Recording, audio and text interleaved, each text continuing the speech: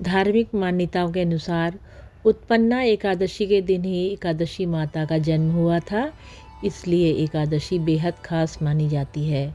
कहते हैं एकादशी व्रत की शुरुआत करने के लिए उत्पन्ना एकादशी सबसे उत्तम होती है। पौराणिक कथाओं के अनुसार देवी एकादशी भगवान विष्णु का ही एक शक्ति रूप है, जिन्होंने राक्षस मुर का वध किया था। जिस दिन उनका जन्म हुआ उस एकादशी का नाम उत्पन्ना एकादशी पड़ा। व्रत करने वाले को दशमी के दिन ही मांस और प्याज तथा मसूर की दाल इत्यादि निषिद्ध वस्तुओं का त्याग कर देना चाहिए। व्रतधारी को गोभी, गाजर, सलजम, पालक, गुलफा का साग इत्यादि नहीं खाना चाहिए और आम, अंगूर, केला, बादाम, पिस्ता इत्यादि अमृत फलों का सेवन करना चाहिए। प्रत्येक वस्तु भगवान विष्णु को भोग लगाकर तथा तुलसी दल उसमें डालकर खानी चाहिए। द्वादशी के दिन व्रत का पारण करना चाहिए। उत्पन्ना एकादशी व्रत की कथा। श्री सूत जी 88,000 ऋषियों से कहने लगे कि विधि सहित इस एकादशी व्रत का महात्म्य और जन्म की कथा भगवान कृष्ण ने युधिष्ठिर को सुनाई। सतयुग में एक भयंकर मुर नाम का राक्षस प्रकट हुआ। उसने अपनी शक्तियों से देवताओं को परास्त किया, उन्हें अमरावतीपुरी के नीचे गिरा दिया। वे बेचारे मृत्युलोक की गुफाओं में निवास करने लगे तथा कैलाशपति की शरण में जाकर उस दैत्य के अत्याचारों का तथा अपने महान दुख का वर्णन किया। शंकर जी ने कहा, आप भगवान विष्णु की शरण में जाइए। आज्ञा पाकर सब देवता क्षीर सागर में गए, जहाँ शेषनाग की सैया पर भगवान शयन कर रहे थे। वेद मंत्रों द्वारा स्तुति करके भगवान को प्रसन्न किया। तब प्रार्थना करके इंद्र कहने लगे कि एक जंग नाम का दैत्य ब्रह्मवंश से चंद्रावती नगरी में उत्पन्न हुआ। उसके पुत्र का नाम मुर है। उस मुर दैत्य ने हमें स्वर्ग से निकाल दिया है। आप ही सूर्य बनकर जल का आकर्षण करता है, अपने आप ही मेघ बनकर जल बरसाता है। भूलोक के बड़े बड़े देवता और शरणार्थी बन चुके हैं उसके, अतः आप उस बलशाली दैत्य को मारकर हमारा दुख दूर कीजिए। भगवान बोले, हे देवताओं, मैं तुम्हारे शत्रु का शीघ्र ही संहार करूँगा।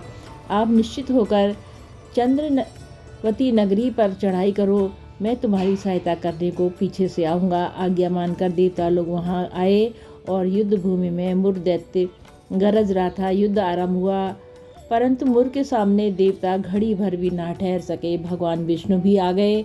सुदर्शन चक्र को आज्ञा दी, शत्रुओं का संहार करो। चक्र ने चारों ओर सफाई कर दी। एक मुर दैत्य का सिर न काट सका और न गदा उसकी गर्दन तोड़ सकी। तब भगवान ने सारंग धनुष को हाथ में लिया। बाणों द्वारा युद्ध आरंभ हुआ, परंतु शत्रु को मार न सके। अंत में कुश्ती करने लगे। हजारों वर्ष बीत गए, परंतु प्रभु का दावबंद एक न सफल हुआ। मुर दैत्य पर्वत के समान कठोर था। प्रभु का शरीर कमल के समान कोमल था। वो थक गए। मन में विश्राम की इच्छा उत्पन्न हुई तो विश्राम भूमि बद्रिकाश्रम थी। वहाँ एक गुफा 12 योजन की थी, हेमवती उसका नाम था। उसमें जाकर सो गए। मुर दैत्य भी पीछे पीछे चलाया, सोते हुए शत्रु को मारने के लिए तैयार हो गया। उस समय एक सुंदर कन्या प्रभु के शरीर से उत्पन्न हुई, जिसके हाथ में दिव्यास्त्र थे। उसने मुर के अस्त्र शस्त्रों को टुकड़े टुकड़े कर दिया, रथ भी तोड़ दिया। फिर भी उसने पीठ न दिखाई। कुश्ती करने को कन्या के समीप आया। कन्या ने धक्का मारकर गिरा दिया और कहा, ये मल्ल युद्ध का फल है। जब उठा तो उसका सिर काट रहा था और हठयोग का फल है। तब मुर की सेना पाताल को भाग गई। भगवान निद्रा से जागे तो कन्या बोली, है आपको ये दैत्य आपको मारने की इच्छा से यहाँ आया था। मैंने आपके शरीर से उत्पन्न होकर इसका वध किया। भगवान बोले, तुमने सर्व देवताओं की रक्षा की है। मैं तुम पर प्रसन्न हूँ, वरदान देने को तैयार हूँ। जो कुछ मन में इच्छा हो वो मांग लो। कन्या बोली, जो मनुष्य व्रत करे उसके घर में दूध, पुत्र, धन का निवास रहे और वह अंत में आपके लोक को प्राप्त करे। भगवान बोले, तू एकादशी तिथि को उत्पन्न हुई है, इस कारण तेरा नाम एकादशी प्रसिद्ध होगा।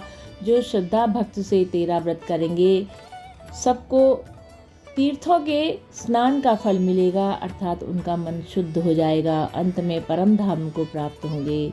घोर पापों से उद्धार करने वाला तेरा व्रत होगा। ऐसा कहकर भगवान अंतर्धान हो गए। पतित पावनी विश्व तारिणी का नाम मार्गशीर्ष मास के कृष्ण पक्ष में हुआ, इस कारण इसका नाम उत्पन्ना प्रसिद्ध है। इस कथा का वर्णन भविष्योत्तर पुराण में मिलता है। इसमें गुड़ और बादाम का सागर होता है। कुट्टू के आटे की सामग्री दूध, मेवा और फल भी ले सकते हैं। ओम नमो भगवते वासुदेवाय। ओम नमो भगवते वासुदेवाय।